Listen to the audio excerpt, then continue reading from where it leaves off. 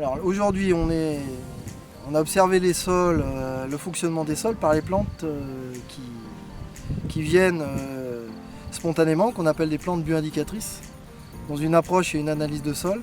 Et ces plantes en fait elles vont être en rapport avec l'activité biologique qu'il y a sur ce sol. Et elles vont être en rapport avec le potentiel d'activité du sol, les bactéries, les champignons du sol.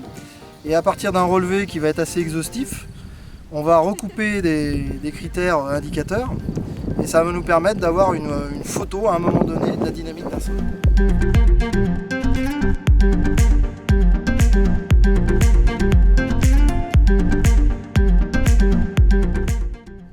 Là, en l'occurrence, on est sur une prairie qui est menée en pâturage tournant dynamique, donc avec quand même un retour de matière organique avec les bousses de vache qui sont assez rapides.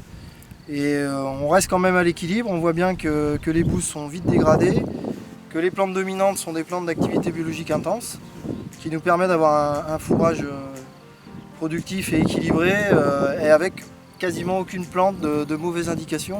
On a beaucoup de plantes d'activité biologique fonctionnelles, pas de blocage, pas trop de lessivage, alors qu'on est dans une saison assez humide, on aurait pu avoir beaucoup de lessivage, et donc en maintenant cette activité biologique intense avec le pâturage tournant dynamique, on voit bien que les plantes réagissent correctement avec beaucoup de raigrats, beaucoup de fétuques, le trèfle est assez présent.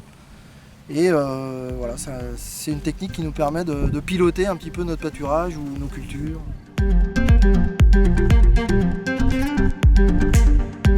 C'est d'avoir un fourrage disponible mais de qualité. C'est-à-dire, et là, vu qu'on est quand même en agriculture où on est sur un produit, on vend le lait, donc on n'est pas sur de la vente directe.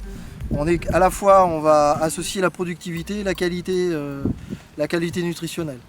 Voilà. On pourrait avoir la même analyse sur des prairies beaucoup plus riches en biodiversité par rapport à la production d'aliments AOC. Donc là, on pourrait avoir 45-50 espèces. Et là, on serait aussi dans une bioindication, mais surtout sur la qualité des éléments minéraux, de la stabilisation du sol. Voilà, on a différents indicateurs entre la structure, l'alimentation minérale des plantes, l'activité biologique intense et les problèmes de lessivage d'éléments minéraux, comme ça peut arriver lorsqu'on intensifie un peu les parcelles.